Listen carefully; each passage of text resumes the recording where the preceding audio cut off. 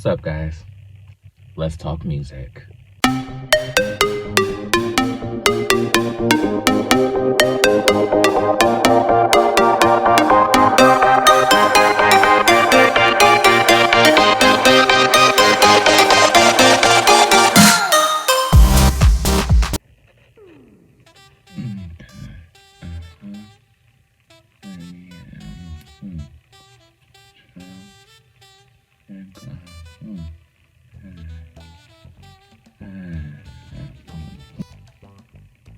Ain't gonna catch me looking crazy. What's going on, everybody? Welcome to Porn with Jordan, the channel where I run the YouTube streets, pour tea on a variety of subjects and shows, and then sweeten it with my opinions. I'm your host, JordenRanae, and I want to thank you guys for taking the ride and having a drink with me.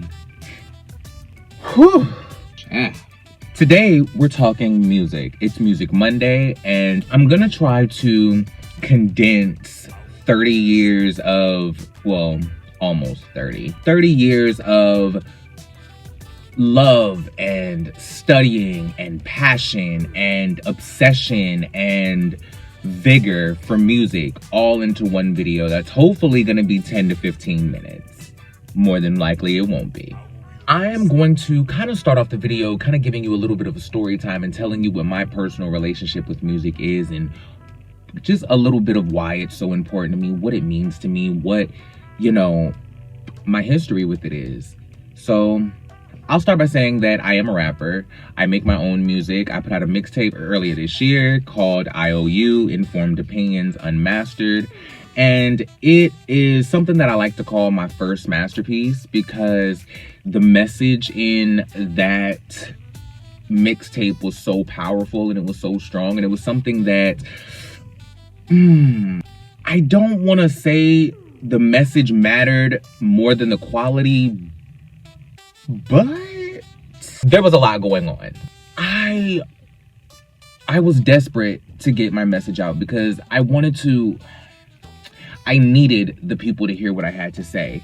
This mixtape was a uninhibited love letter to queer people of color, artists or musicians or not. I wanted the people who looked like me and felt like me, who also loved and listened to hip hop, to feel represented. And I wanted us to have a voice in the zeitgeist, the matrix, if you will. It started out as a cape for myself. It started out as like a mission statement for me to specifically tell the industry, look, you're gonna pay attention to me. I'm a bad bitch. My bars are everything. I will outright you, your mother. Don't play with me. But I was really focused on selling my own talent when I started working on this project. And then somewhere throughout the course of creating it, a lot went into it becoming bigger than me. It suddenly became this way bigger thing than me. And it became a project for not just me. It became a project for all queer artists. It became a project for all queer people of color out there who looked like me, who couldn't really, we don't have a lot of representation out there in the culture. We don't have the variety of people out there for us to relate to. Of course, we do have some representation in the Kid Kins and the Young M.A.'s and the Kim Petras and the Pablo Vittars and all of those people. We have some representation, but there's only like one of each category. Do you get me? It's only like, you know, Bad Bunny even. Like there's so many of one of each, but there's not a variety of us to choose from. You know, each community is not a universal cell. Do you get what I mean? We're not just one being. I wanted to be another voice because I didn't see a voice specifically for Black trans women. I didn't see a voice for masculine trans women. I didn't see a voice for trans lyricists even. Not that I did it just specifically to fill a gap. I mean, I've been writing music since I was 17 when my first gay father encouraged me to do a rap group with him, and we started like working on a Jackin' for Beats mixtape. Good times. I've been writing music for a long time, and I've been And I've been ingratiated in music for a long time because before I ever picked up a pen, we'll get to that story later. Before I ever picked up a pen, I was a dancer.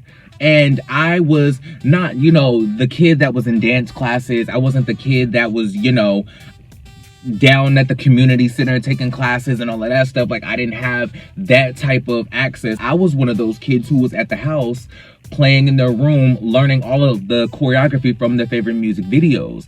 Like, there was a point, and if you test my knowledge now, I probably still could crank out these 8 counts. Like, there was a point where I knew every single Janet 8 count, every single Sierra 8 count, every single Beyonce 8 count, every single Aaliyah 8 count, every single Missy 8 count, every single, oh my goodness, like, you name them, I was out here. New choreography came out, they knew to come to me to learn how to do it. Do you know what I mean? And it followed me all through high school and like throughout my life. Like, that's been one of the things I've kind of been known for, even though, like, what is known? Anyway, I say all of that to say that every fiber of my being is related to music. Every part of me, every journey that you're gonna see me take throughout this channel, every opportunity that you're gonna see me pursue, everything that you're gonna see me chase, every dream that you're gonna see me go after is going to have some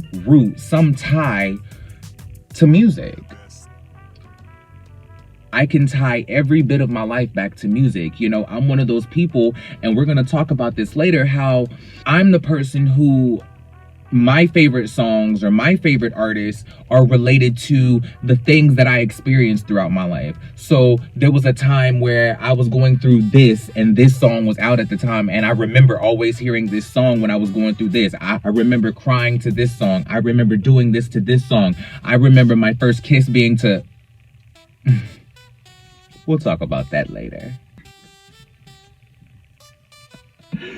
Oh my God. So I am going to probably go off on a couple tangents when it comes to this video specifically, and when it comes to this segment of the channel, Music Monday, because I'm probably gonna come here and have a specific topic that I want to talk about, and it's gonna lead me into 10 other things that I'm gonna talk about. And I hope you guys are willing to go on the ride with me, because it is gonna be ups and downs and loops and turns. And I mean, my channel's gonna be a roller coaster.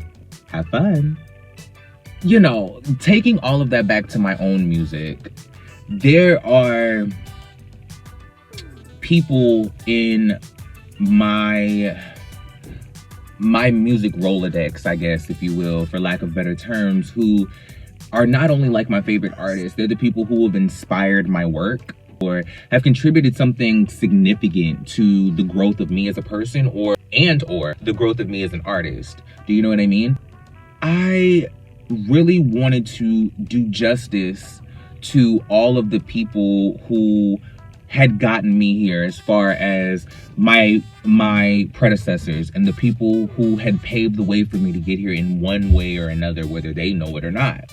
I hear a lot of people say that they want to pay homage or pay tribute or, do justice by their artists. And a lot of the times it comes off as they want to sound like or emulate or recreate or, rework what they were doing. And that's not necessarily it. I want to take what I learned from them and then take it to 100.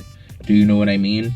So when people hear certain things in my music, I want them to be able to say, I can hear this in your music, and I can be able to say, yeah, that's this person influencing me. I don't want to necessarily create music in a way that gives specific tells of, oh, I'm trying to be somebody, because even though I have direct influences, like, there are people who have even, let's just get to the shout outs. I'm not gonna say my top 5 because 1, a 5th man is always hard to fill, and 2, I'll end up, especially with male artists, I'll end up with a top 8 like out of nowhere and have no clue where all these artists came from. So, like I was saying before, there are conversations and there are certain things about my music personally and about me having a conversation about music personally that I can't mention certain people's names. And the first one that always comes to mind for me is always Nicki Minaj, right?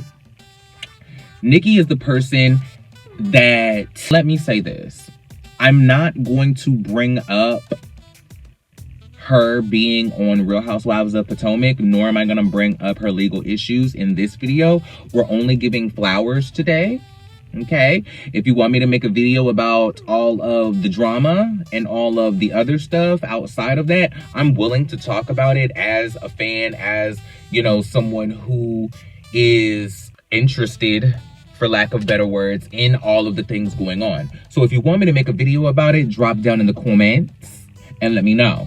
But today is not for that. Thank you. Now, anybody who's ever heard me talk about music has heard me say this at one point or another. Had it not been for Nicki Minaj, I would have never picked up a pen to write music. Period. I was about to get really dramatic and say I owe every bar that I write to Nicki Minaj, but at some point, you have to take the influence of your favorite artist and let that take root inside of your own talent and blossom your own greatness. Do you know what I'm saying? Like, at some point, your inspiration just has to be like your springboard and not the wings carrying you, if that makes sense. I will always give the utmost credit to Nicki Minaj. I will always credit her as the reason why I picked up a pen, the reason why I started writing raps. She's the reason why I push my pen so hard. Her wordplay is unmatched. The way that she uses words is unmatched. I've never heard another female rapper flip metaphors, punchlines, similes, onomatopoeias. She is such a grammatical mathematician when it comes to constructing raps. It is aspirational for me. If you listen to my music, you will hear me really pushing the boundaries of how words are used, and I really try to push the English language. I don't try to rap like Nicki Minaj. What I do is I use the inspiration, and the main thing that I love about Nicki is her intelligence. It takes intelligence to be able to flip words like that. That's the beauty of the English language, okay? It's a hard-ass language to learn, but it is a language that if you utilize it correctly, you can have plethoras upon plethoras upon plethoras of platinum singles and albums. Like, get into it. You just gotta know how to utilize the English language to your benefit. Step your vocabulary up.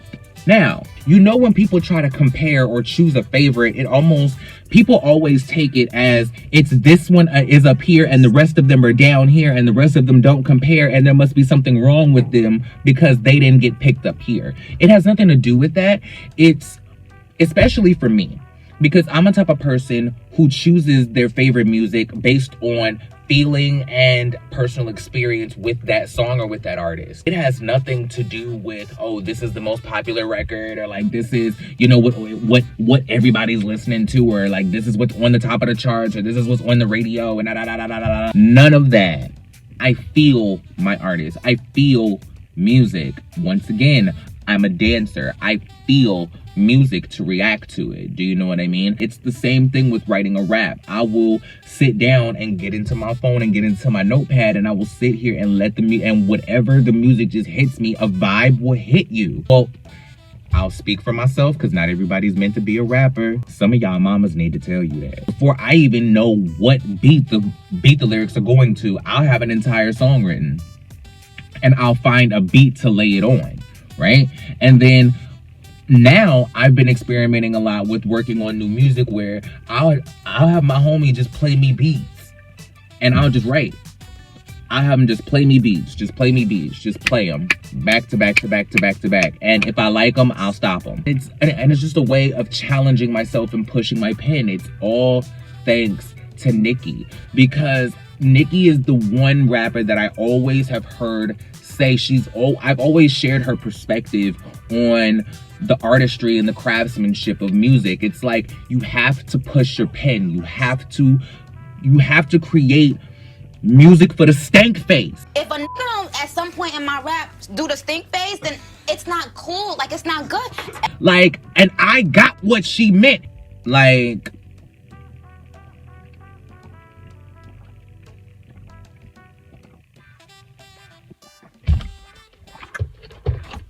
They ain't paying me. If I don't hear bars that I don't even know I wrote, then it's not dope to me. Let me explain what that means. I go into a trance when I write music, right? And sometimes I don't realize what exactly I'm writing.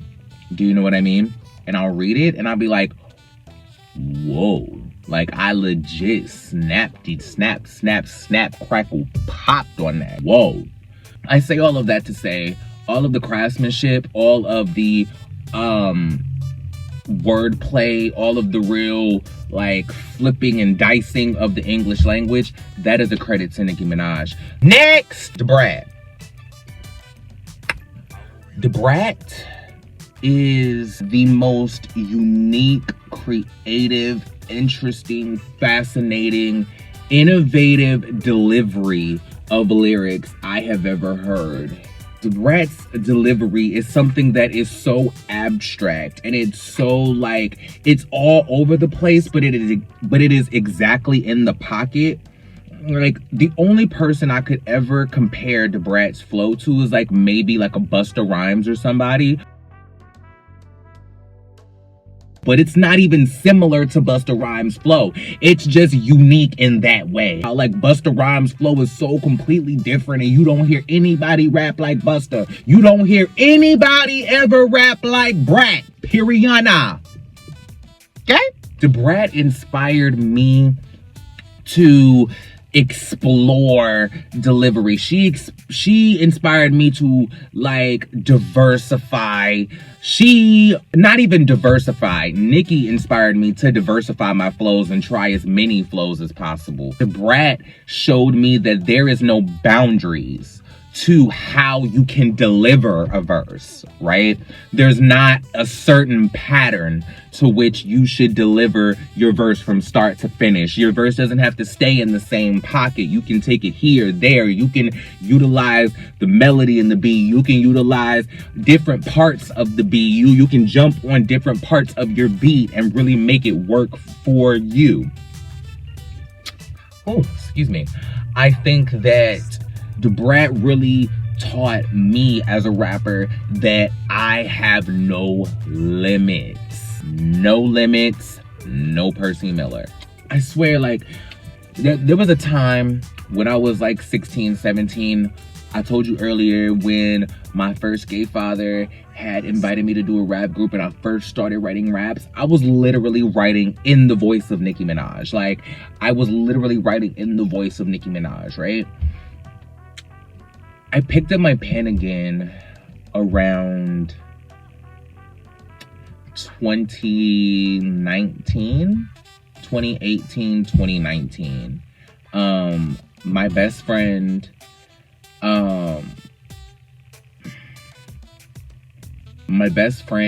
inspired me to start making music again. I'm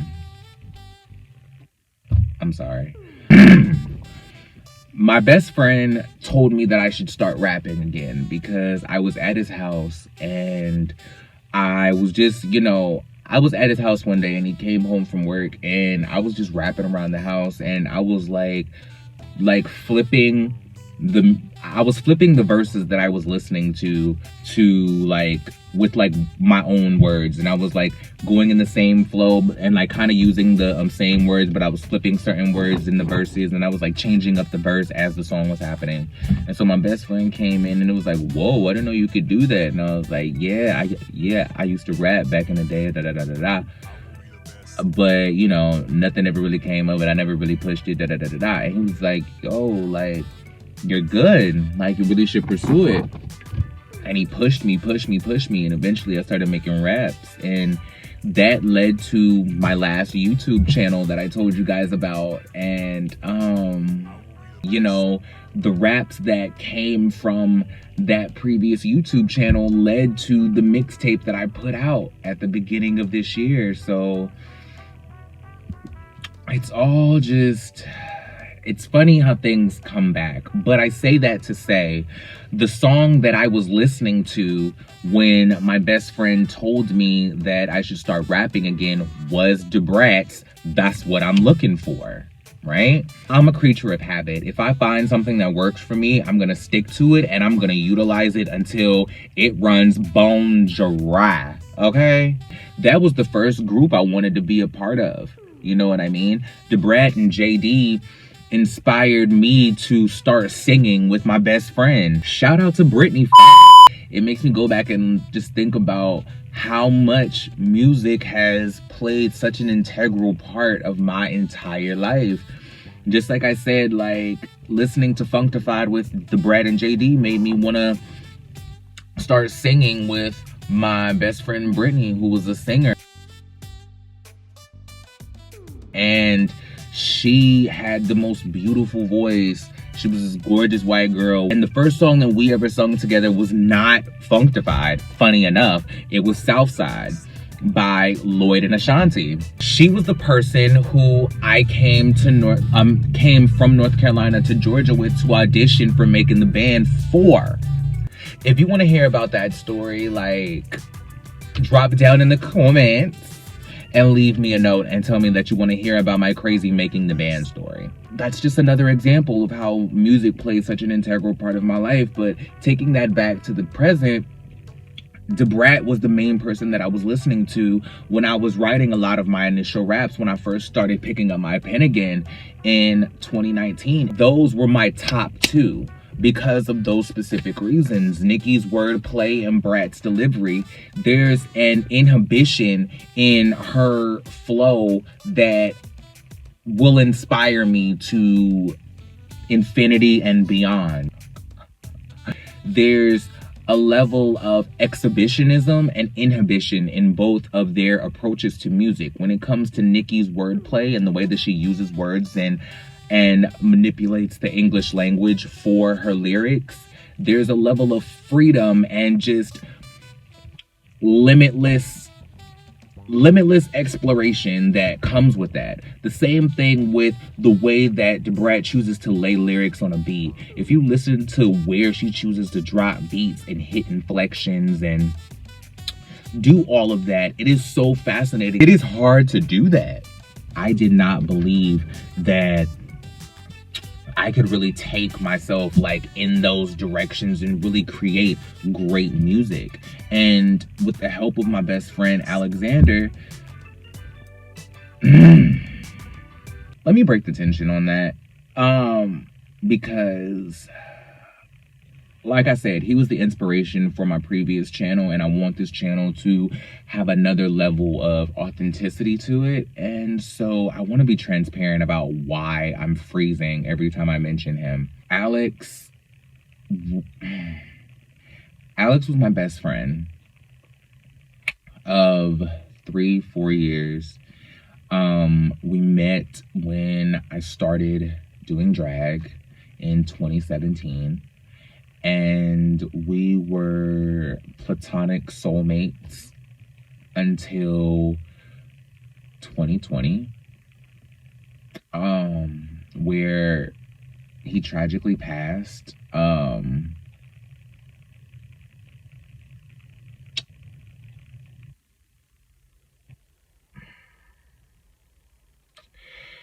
He tragically passed from the S word. And so it's still hard dealing with that, if that makes sense. It's still hard dealing with that.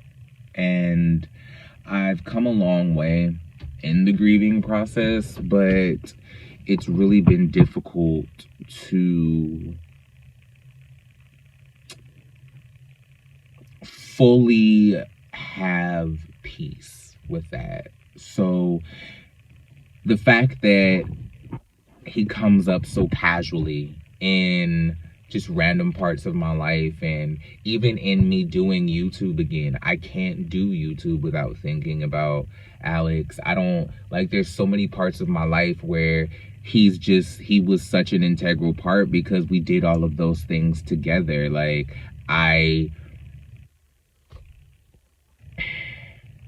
I'll make another video about that. Let's move on. Okay, we're gonna talk about Eve. We're gonna talk about Eve, and Eve has... I'm gonna do this topic quickly because this also ties into Alex as well. I'll do that video next week for you guys because there's some of these things that are just gonna tie into that. This is probably gonna be the last major thing that ties into the reason why Eve is prioritized on my list of top artists is because Eve was a renaissance woman for me when it came to music.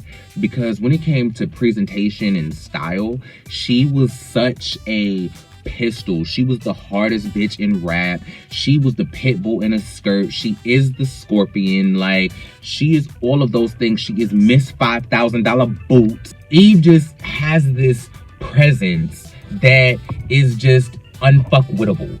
To me, Eve has this like Dion Carroll of rap thing. Like, she has this distinguished woman of rap thing, or like she's just at a point, she has distinguished herself in rap so far to a point to where it's like you can't say anything about Eve other than how amazing she is, right? You look at Eve in today's hip-hop culture, she's this esteemed, regal, royal, like she's the Regina King of rap. Like, she's this regal woman who is just... Eve is just that girl. She has one of my favorite ears in music because Eve is one of those people where the musicality of her beats, I don't know if Swiss Beats did all of her music, all of her earlier music, but like even now, you gotta think about the album Lip Lock. That wasn't with Swiss Beats, that was with European producers. Her song with Conscience, Reload. I just gotta reload. That thing is banging, baby. Catch Queens with Brandy the Goat, Netchery Naughton, Nadine Velazquez. Can somebody please tell me where I've seen Nadine Velazquez before? When I saw her in the Nasty Girl video, I was like, why does she look so familiar to me? And why does her name sound familiar to me? Eve just has a beat selection where she has a musical ear that has allowed her to create a catalog where it seems like almost all of her music was supposed to be in movies. Like, it sounds like her entire catalog is supposed to be like a soundtrack. All of her songs sounds like they're supposed to be on soundtracks. Like, I can imagine Eve's music being in any Fast and Furious movie. I can imagine Eve's music being in any Bad Boys speed chase scene. I can imagine any Eve song being on like a Biker Boys sequel. Y'all want to see a Biker Boys sequel? Eve just has music that sounds like scores to music. The musicality, like, listen to Love is Blind. Listen to Who's That Girl. Listen to Let Me Blow Your Mind. Listen to her whole album, Lip Lock. That, oh my God, that album is incredible. Eve's presence, Eve's style, Eve's raps, like, and Eve was one of those people, Eve is a storyteller. Also, Eve is an incredible storyteller when it comes to music. Specifically, go back and listen to Love is Blind. Like, if you just want just a point blank without debate, there's no doubting example of what I'm talking about, Love is Blind is that record. It is just the most amazing story. And she has a great ability to take the experiences of the people around her and turn them into something that sounds extremely personal to her. And that's something that I appreciate a lot more than anything, is that, you know, all of it comes off as this perfected presentation, but all of it is genuinely authentic. Like, all of it is just authentic and raw, and it's sickening, and she's everything.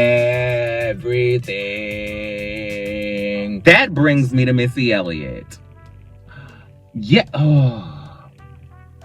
What is there to say about Missy. Plan A! Missy is the all-around GOAT. Like, Missy is the Jane of all trades. Missy is the woman who can do all. Missy is the woman you go to for any and everything. She writes, she vocal arranges, she sings, she raps, she directs now. Did y'all see Twerkulator? She makes hits for other people, and she also makes hits of her own. She is iconic. She makes legendary music. She's made legendary fashion choices. She's done television. Like, did y'all remember the Missy Elliott Road to Stardom show? That's where we found Benji Raya. Benji Raya was the winner of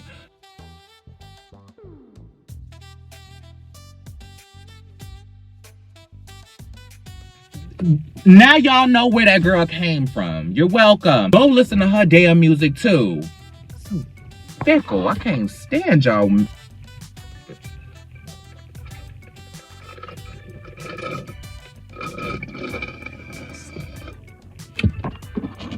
I told you they ain't paying me. Missy does everything, and she does it all to perfection. Like, Missy Elliott is everything that anybody should aspire to be in music, especially when it comes to women in hip-hop and women in R&B. Those R&B songs. Speaking of, I just have a random nosy question that, like, if I ever got the opportunity to interview Missy Elliott one day, I would love to ask her, because I'm one of those people who, if I ever got the opportunity to interview somebody, I would want to ask them really offbeat, off the wall questions that nobody would ever think of. But me, as like, not a stan, but an incredibly inquisitive fan, would want to know. I want to know what the publishing and the royalty check was like when she, when the 702 song Stilo was revamped for the theme song for Cousin Skeeter. I want to know what that check was like. I want to know what 702 got paid, and I want to know what Missy got paid. Because, like, that is just... Talk about crossover. And then it was an all-black show. The excellence. Flowers overfloweth. Talent overrunneth. Genius, she overgiveth. Girl, Missy's pen is always penning.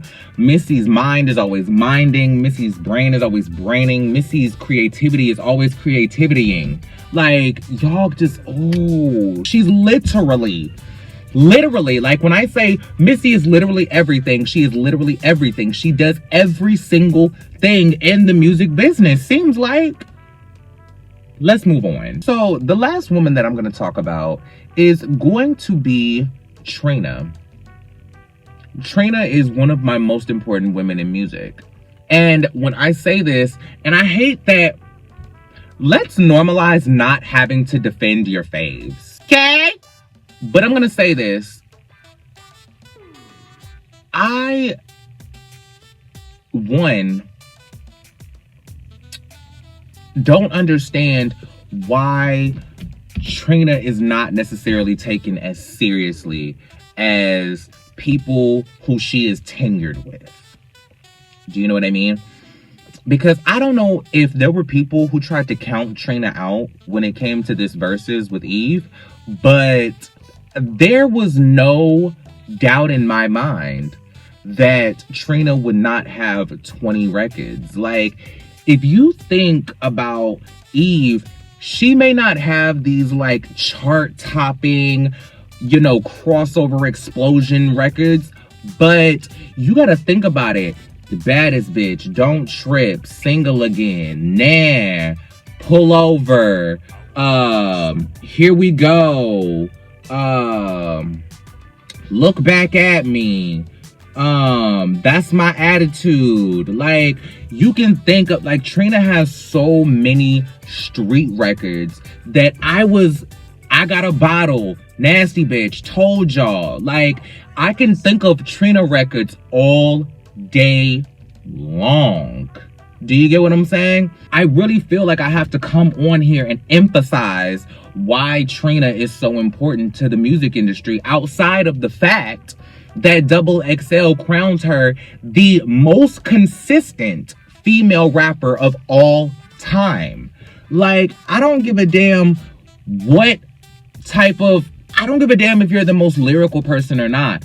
The consistency to feed your fans and to feed your audience that Trina has is categorically inspiring. Like, you cannot deny that. Like, if you remember when she was talking on, y'all remember 5 Star Chick?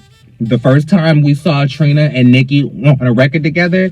You remember on 5 Star Chick when she said that she was the only one doing shows in a recession?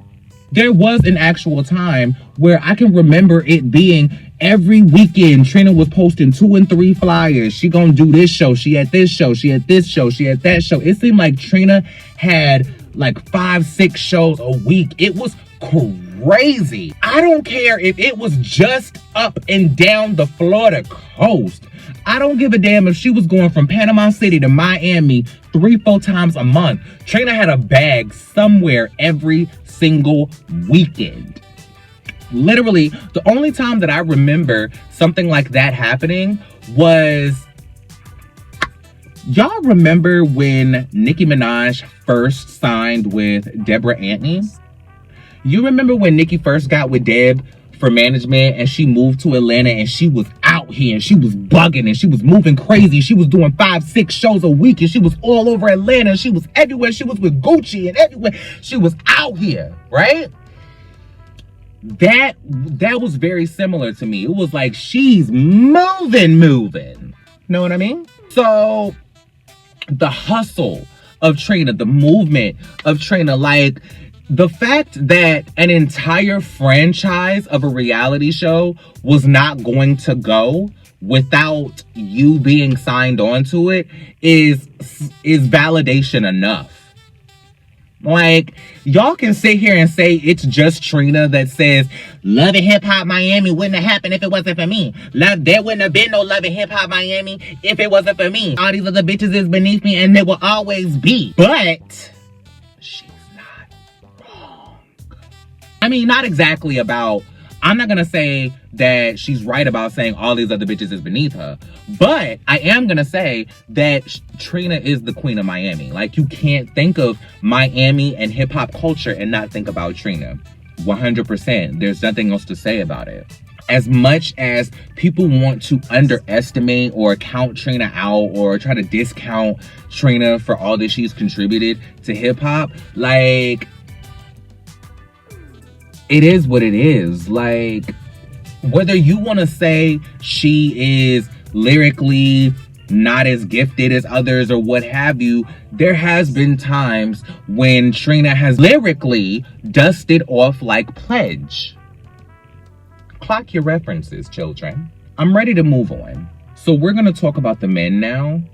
And this is kind of going to go kind of fast. There's a couple of these guys who I group them together because I like them for the exact same reasons. So I'm going to be doing Tupac and Ice Cube at the same time, and I'm going to be doing Rule and Ludacris at the same time. Rule and Ludacris are going to have a couple surprise guests too, because there's a couple more people who you can put in their conversation, but those two were just the most prevalent to me.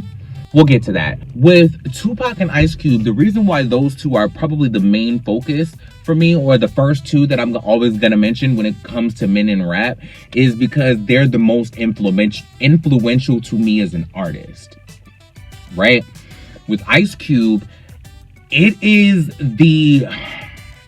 what I'm about to say is not implying that his style or the way that he does music sounds or is relatable to these artists in any type of way. It just puts into context how it ties my musical interest together as a whole.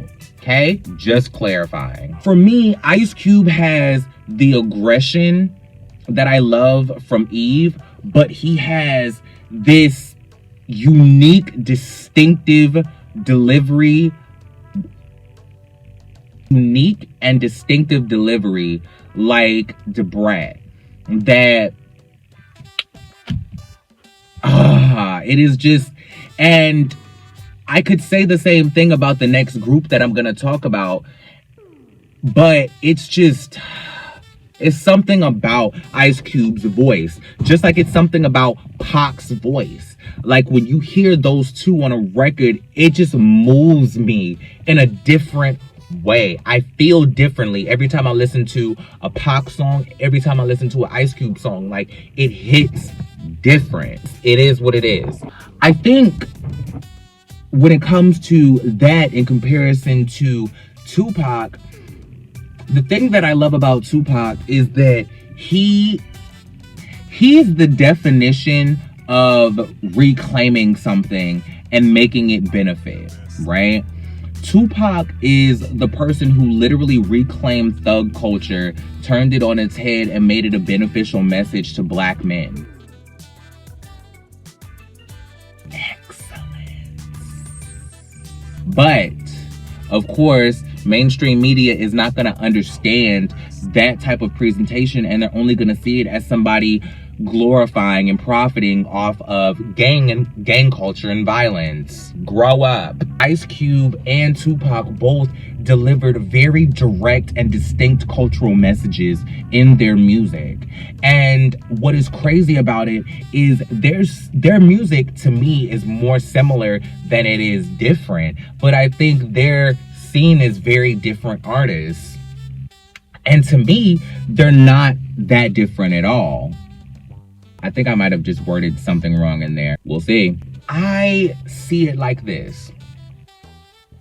Ice Cube had the same intention as Tupac to come in and deliver these very specific messages about what's going on with the black community and educating the community at large, as well as outer communities that are looking in on our society as a microcosm, to educate them on what it is that they're really living through and what it is that we're going through as a culture and as a community. It has nothing to do with glorifying. Like, are we glorifying police brutality in the lyrics of Fuck the Police? Fuck the police, coming straight from the underground. A young nigga got a bag 'cause I'm proud. I don't get that. But the problem is that Ice Cube's messaging came off solely aggressive, right? It came off solely aggressive. So there was not really, it was either like you got it or you were afraid of it. And not everybody was open-minded enough to step back and listen to cultural context when it came to Ice Cube's music. I think that with Tupac, he also leaned in a similar direction, but there was a way for him to get his messaging out with a little bit of poetic finesse. Running from the police, that's right. Mama catch me, put a whoop into my... I didn't realize that was going to be a poetic justice reference. I didn't even think about that.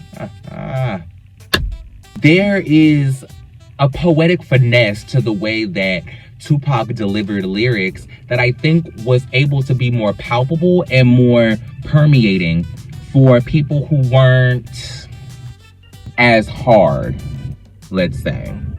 I think that when you listen to Tupac's music versus Ice Cube's music, it both can get really aggressive, it both can get crazy, it both can get this and that. But I think that some of the messaging Tupac was able to deliver without as much pushback, because it was able to transcend and cross over easier, because it was seen as maybe a little less aggressive. Not my words, just my interpretation of what I've been told. Let's run through Rule and Ludacris. This is going to be an interesting conversation for me. With Rule and Ludacris, I'm going to reiterate that faction of them having very distinct and unique voices. That is a common thread for me when it comes to choosing artists that I support in a long-term sense, because I don't understand today's culture of there being so many people who sound alike, riding a specific wave. I don't get that. I don't know how to understand so many people doing the same type of thing when it comes to music. Like, I'm not from that generation. I'm from a generation where it was appreciated and it was celebrated for you to have your own signature flow. It was appreciated for you not to sound like anyone else. It was appreciated for you to bring something completely variant and unique and varietized to an industry. It was celebrated for you to be an individual. Now I'm listening to the critiques of artists today and hearing them say, well, you don't change your flow every 8 bars, so you're not a real lyricist.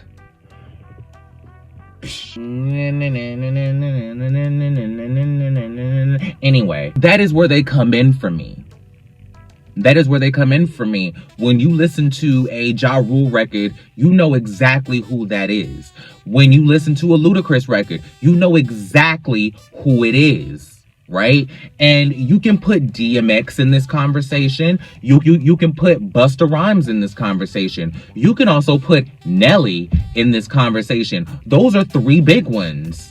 Do you know what I'm saying? Like, those are 3 big ones that I can also add to this conversation. The reason why Ja Rule and Ludacris are so prevalent on that list for me is because their music connects to very specific points and time periods in my life that make their presence as artists more significant than others, even though there may have been others who were doing it at the exact same time who I also appreciate, right? You know, it's crazy because when it comes down to Ja Rule and Ludacris, they were, for me, the most interesting artists to listen to outside, like, that were around in real time for me.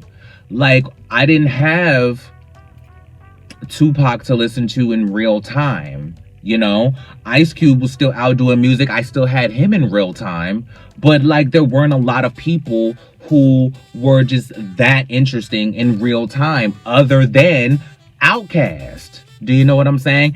And the reason why they are not heavily mentioned in this video is because they are an entire video of their own. Like, Outkast is such an anomaly. Outkast is such a visionary confection of greatness that I can't spend just a couple minutes talking about them, even though I'm going to right now. If you go back and listen to their music, it is a word that I used before, lyrical inhibition. Inhibition being the word that I used before. It is something that is so free and something that is so explorative and something that is so grand in nature that I don't understand how Outkast isn't a bigger conversation. I wonder about that. Like, amongst the community, like, there's not anybody who's, like, doubting Outkast or saying that they're not where they are or that they're not, you know, like, undisputed legends and this, that, and the third. Everybody who hears Outkast says that they're 2 of the greatest entertainers of all time. However, it just seems like they're not mentioned in the esteemed conversations as often as maybe I feel they should be. That's all. It was like the early to mid 2000s where, excuse me.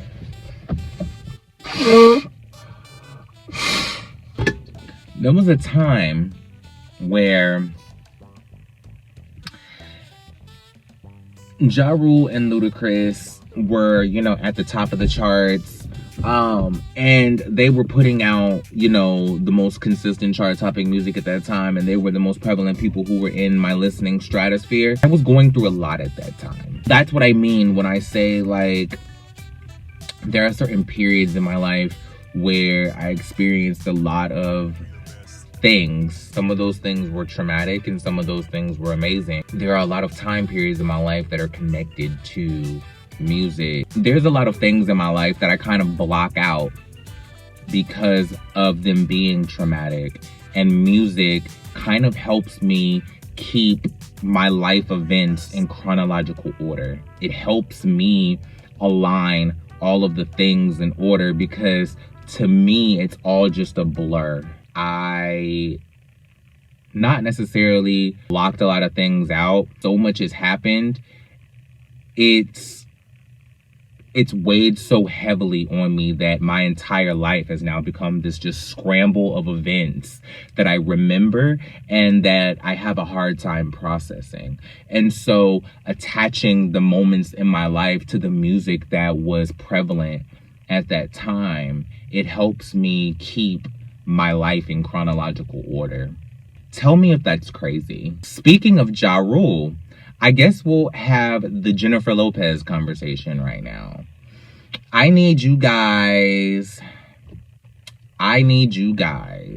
to grant me a little leniency, because I have a special place in my heart for Jennifer Lopez. And when I say grant me some leniency, there's a lot of music enthusiasts who know exactly what I'm talking about when I say that in the context of Jennifer Lopez. Listen, I can't ignore that she has a lot of inconsistencies in her music career when it comes to her actually singing her own vocals on all of her songs. We're gonna do a whole video about it, trust me. But Jennifer Lopez has a very distinct connection to my life, because the connection of the song Let's Get Loud by Jennifer Lopez is directly, in my mind, the soundtrack to me accepting my transness. The reason why I say accepting and not discovering is because I actually figured out that I was transgender at 8 years old. I just actually thought that I was intersex and not transgender. We'll talk about that in another video. Long story short, Jennifer Lopez and the song Let's Get Loud is directly connected to me accepting and saying to myself out loud that I'm a trans person. Me saying the words the first time I said to myself out loud makes that event very prevalent in my life, because I am a type of person who I don't believe things until they're said to me. Like, unless I hear them from the source, it's like I can have all the facts, but then a part of me will still hold out that sliver of hope just in case you tell me that it's wrong and you can prove it. It's just...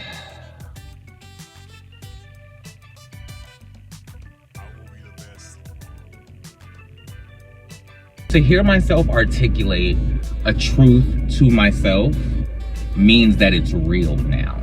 The way that that song incorporates to that story is crazy, and we'll do a whole video about that. If you guys want it, let me know in the comments. It's amazing the things that we process as important to us. I'll leave it at that. But I understand Jennifer Lopez is registered and known as a culture vulture in a lot of ways and in a lot of streets. And y'all gonna have to grant me some leniency with her, because she has a special place in my heart, man. I don't know. For me, it's not like... Okay, don't tell anybody I said this. Drop down in the comments and let me know if this is wrong. Is it bad that I'm less hard on Jennifer Lopez because she didn't do anything that like directly harmed anyone, like in like a physical way? Like, I was really about to say, well, she's not as bad as, you know what I mean? She's not out here, you know what I mean? Like, she may have, kept some people's vocals, but didn't everybody get paid? Didn't all the session singers get paid? Hopefully Jennifer Lopez and Tommy Mottola learned from all of the Martha Wash lawsuits and just paid the session singers. I'm sure they wanted their name on the record, because I think they were all credited as background vocalists. We'll get into this. This is a separate video. Anyway, Nelly comes into this distinct voice conversation for me because he's another one who was really big in my growing up. He had such a unique and distinct, I was about to say unique. Let's create new words in this piece. He had such a unique way of making music. That St. Louis bop, that St. Louis flow, his swag was unmatched. Anybody who just walks around with a band-aid on their face is cool to me. He's another one for me that was just like, like, I still listen to all of his records to this day. I still listen to so many Nelly records. DMX is the same way. Busta Rhymes is the same way. Like, Busta Rhymes is just a full-blown character. Just his own universe. Busta Rhymes just has his own flip mode comic universe. I wish Busta Rhymes would have did flip mode comics. And his character from the What's It Gonna Be video, he like turned into a comic book character and made a killing off of that. Because I would have read every single issue of that comic book. I'm telling you, there's still time, by the way. And I want my 10%. I just think that Busta Rhymes is one of the most uniquely gifted rappers. The way, this is a common thread that I'm using probably with all of the people in this video, but the way that they just, the way that their voices and their flows and the way that they make music stand out, it's all just so inspiring for me, and it keeps me invested. It's kept me invested for all of these years. Do you know what I mean? They're not the only artists who give me that, but like, these are artists who I think about, excuse me, these are artists that I think about when these conversations happen in my life. Like, it's not like, oh, these are just people that I wrote down. I didn't make any notes for today.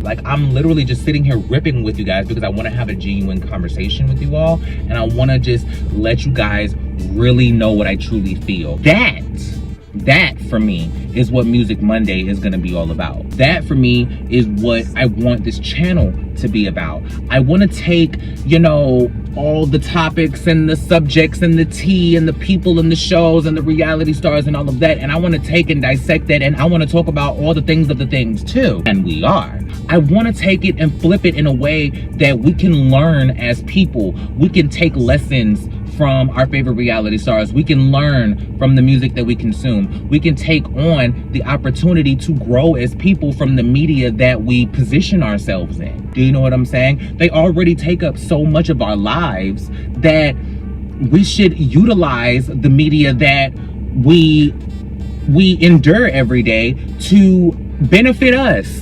Just like we should be making our money work for us, we should be making our media work for us as well. Take it all and flip it on its head. Make it work for you, boo. I'm just saying. I think that this is a safe place to close, honestly.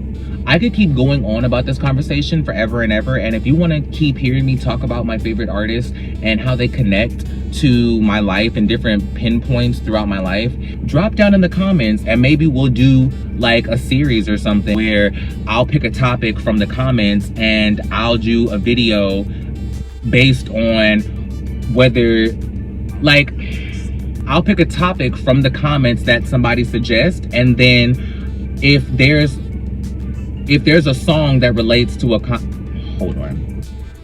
If I find a suggestion in the comment box that has a song that relates to that time period in my life, I will make a video about it. Or if somebody has a song that they want to suggest and there's a time period in my life that was related to that song or is influenced by that song or was going on around the time that that song was out, or even was out around the time that another song was out that was influencing my life was out, I'll do that too. I'm here to entertain y'all, okay? Help a sister out. I'm just here for you guys, and I'm here to have a genuine conversation, and I want to have a cultural exchange. I want to have an intellectual exchange. I want to have a emotional exchange. I appreciate everybody who taking the time out of their lives to not only watch this video, but hopefully you're liking, commenting, subscribing, sharing, doing all the things of the things. I appreciate every single one of you for doing every single one of those things. Much obliged. I want to take time to thank every single person who came over and subscribed and liked and commented and showed me love, from Up and Adam, from Down with Jason, from Kempire, from all of their channels, who watches me call into hot messy topics. I want to thank you guys so much for all of the love that you guys have shown me. I want to thank Adam specifically for showing me all of that love and giving me that boost, and those guys have just been really super amazing to me, and I would be remiss if I did not thank them properly in the everlasting YouTube sphere. I am gonna go, but I want to thank you guys for taking the time, taking the ride, having a drink with me. I hope you guys enjoyed the tea that I poured on all of the music that I talked about today, all of the artists that I spoke about today, everybody that I mentioned. I hope that I really invited you in a little closer to my heart and into my world and gave you a little bit more of a glimpse of who I am. I hope that you guys learned something. I hope that I informed you a little bit more about who I am, or if you learned something about music, that would be awesome as well. Let me know what you got from this video in the comments. I would appreciate it. If you got anything from this video that you want to see me make another video about, let me know. If you learned something from this video, let me know. If you have questions, let me know. If you guys have noticed, this is the only segment on my channel that's going to be like a recurring thing. I'm going to be talking about, you know, reality shows, and I'm going to be talking about all different types of things and all different types of entertainment, but music is the one that is probably the most important to me. It's the one that I'm most passionate about. I could probably talk the most about music. So my longest videos are probably gonna be Music Mondays, just so you know. I want to make it as inviting and as fun as possible. So I hope you guys had a good time with me. We'll be back every Monday. Hopefully I'm going to be dropping these at noon. That's what time I plan on dropping all of my videos, no matter what day that I drop a video on. I want to drop on Monday, Wednesdays, and Fridays. But don't hold me to that. I'm going to try to keep that up, and I'm going to try to set up my recording and my, you know, all of that YouTube-y stuff. I'm gonna try to set up my schedule to where it can fall in line with that release schedule. Thank you guys so much. I appreciate all of you. Normally, I would tell you guys, if you want to show me love, hit me on Instagram. But if you want the smoke, hit me on Twitter, both at Poor Jordan, POURJORDEN. But Instagram is tripping right now, and my Instagram is down. I don't know what's going on. I can't log into it. I've actually seen some of you guys in my comments asking me about where is my Instagram, and I don't know. This is like the third or fourth account that this has happened to in the last 6 months, and I'm not even joking. The reason why I haven't made a big deal about it is because I wasn't doing this. Do you know what I mean?